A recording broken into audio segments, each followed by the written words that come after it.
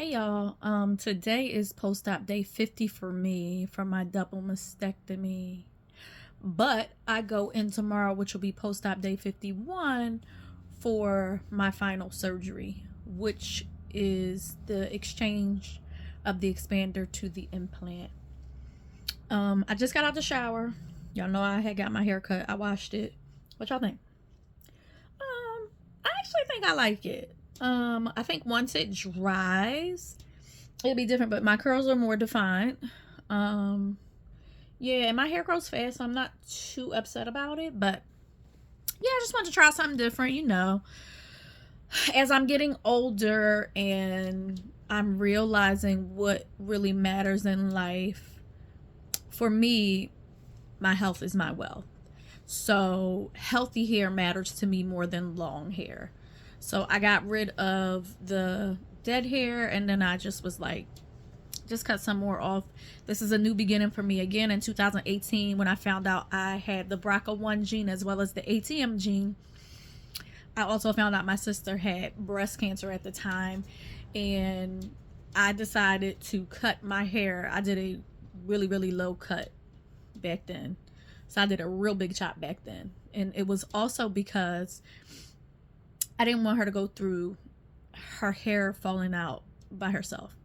So it was something that I did with her, but it was for both of us. So today is a good day. Tomorrow will be a surgery. I probably will be down for a couple of days.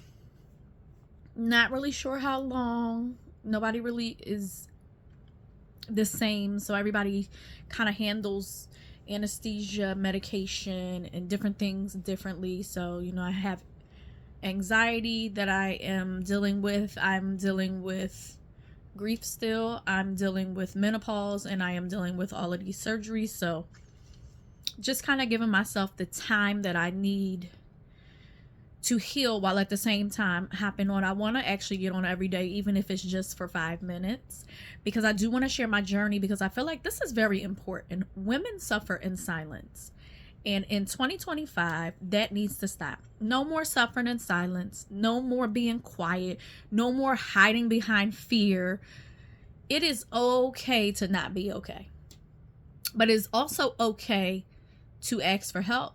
And it's okay to be okay, even though you're going through trials and tribulations. If I had to rate today, I would rate it an 8 out of 10. I was able to get up, take a shower. I ate. I had my coffee. I packed my husband's food for tomorrow, even though he's not going to work. He's actually coming to the hospital with me. But I was so in the zone. You ever in your zone and you're kind of doing what you do on your daily, and you forget? Like, I don't know. I have like these moments where I'm just in the zone and I'm going. But I have other moments, and I don't know if it's the anxiety, if it's the menopause, if it's, just kind of the surgeries that I've had, if it's some of the residue from the medication or what.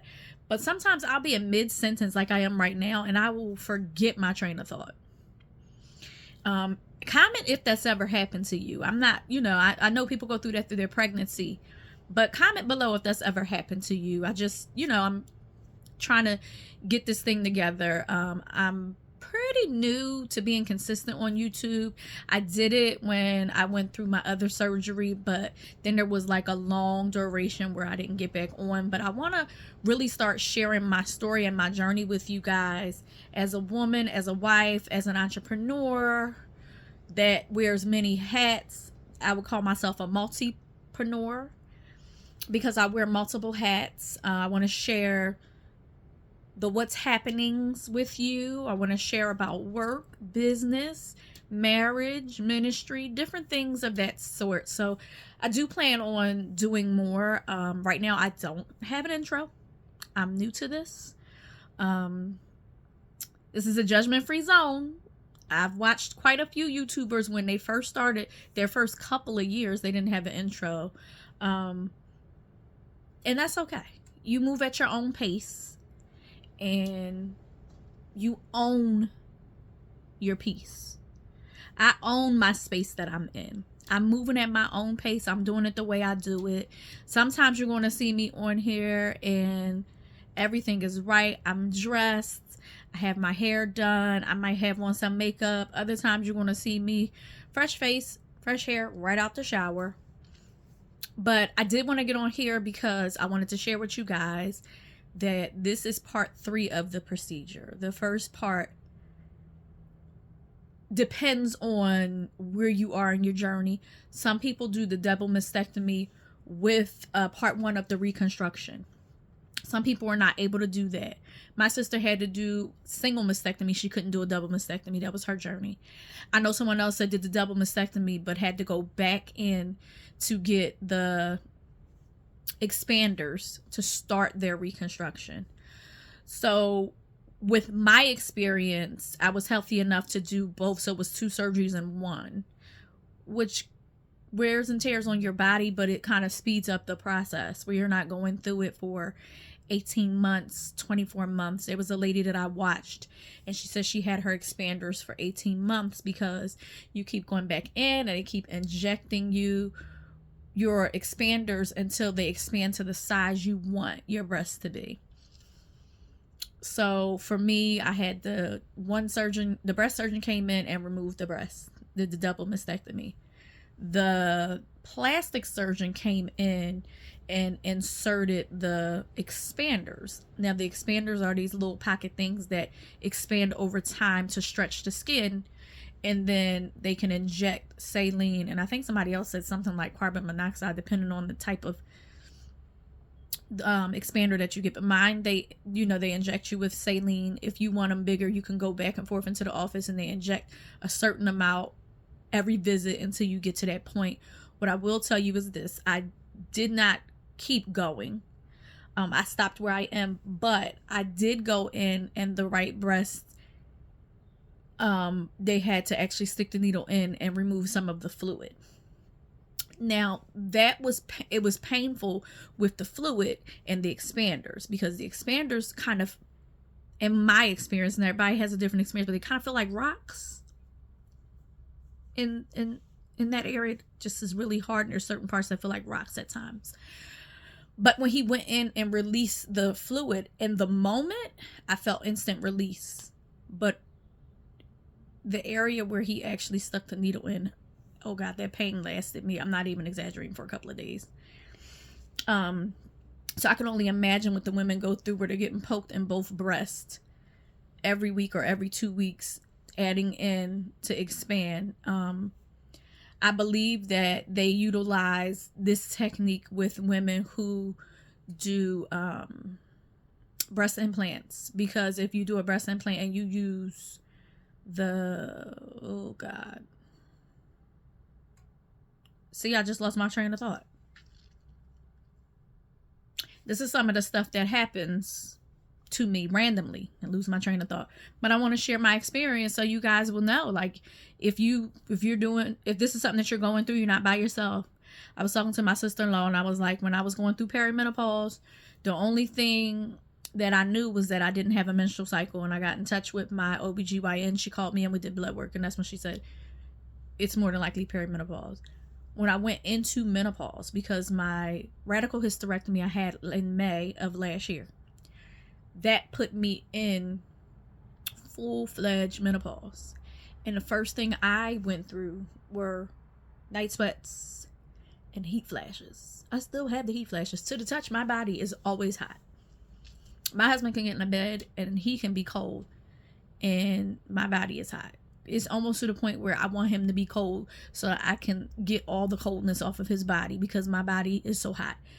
I probably am, in my mind, and this is might not be, I don't know, but in my mind, I feel like I am standing at 98 degrees all day, every day, all night, every night. My body warm to the touch every time you touch it. I did go through hot and cold flashes also. I do go through that, but it's more hot. Every woman is different when they go through menopause. It affects them differently. And with me having all these different surgeries, I know that also has an impact. But if you go from May 16th of 2024, February 24th of 2025, and then April 16th of 2025, I will have had 3 surgeries in 11 months. almost 11 months, shy of about a week and a half of 11 months. And I know that sounds like a lot to some people, but this is something that I chose and I felt like I needed to do for me, because I didn't want anything hanging over me. And for those of you that know about the BRCA1 and the BRCA2 genetic mutations, you know that there's not a lot of research out there. We also know that ovarian cancer is very hard to detect, and most times when people start having symptoms, they are far along within that ovarian cancer. But I also carry the ATM gene, and that's also linked to ovarian cancer. So with the BRCA1 gene, I think they told me it was like a 97% chance that you would have cancer within your lifetime. For me, I think everybody's statistics are also different based off of their genetic testing. And with the ATM gene, that's also a rare gene that many people don't talk about, and it's linked to ovarian cancer. So I just want to encourage you, if cancer runs in your family, talk to your primary care physician, because I actually sat with my primary care physician for an annual physical, and she asked me about family history, and she's the one that said, I want to put in a referral for you to get genetic testing done. I never heard of genetic testing before then, but she explained it. I went and got genetic testing done. The rest is history.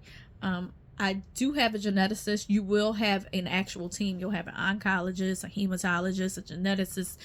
It'll be like a whole team. You'll have a breast surgeon, a plastic surgeon. It'll just be a lot of people involved to keep you well informed and well taken care of. My plastic surgeon, I actually have his cell phone number, personal, and was able to ask questions throughout this process. So going in tomorrow, I am not as apprehensive, because there is a little bit of a familiarity there.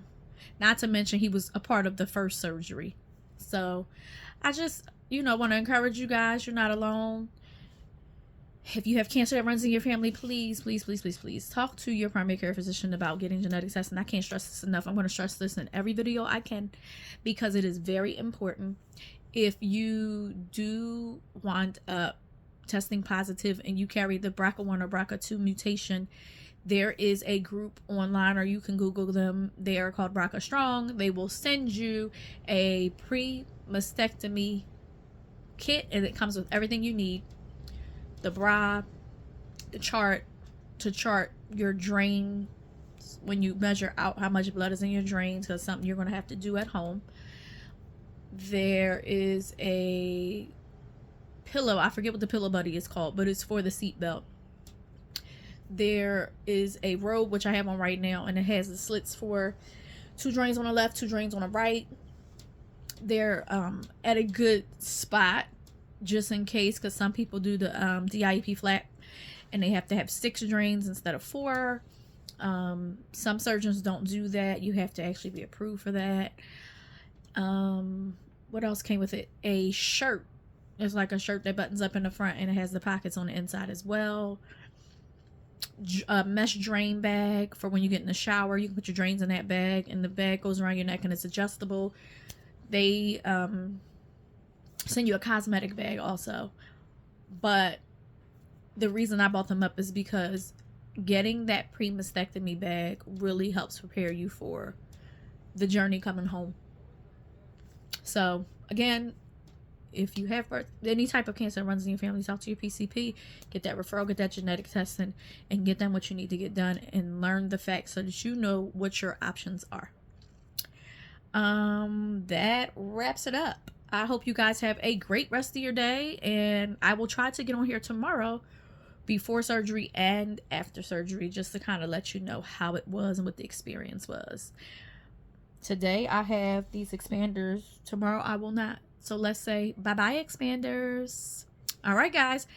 I would like for you guys to, if you are a subscriber, thank you for subscribing. If not, you can subscribe, hit that notification bell so you know when I upload videos.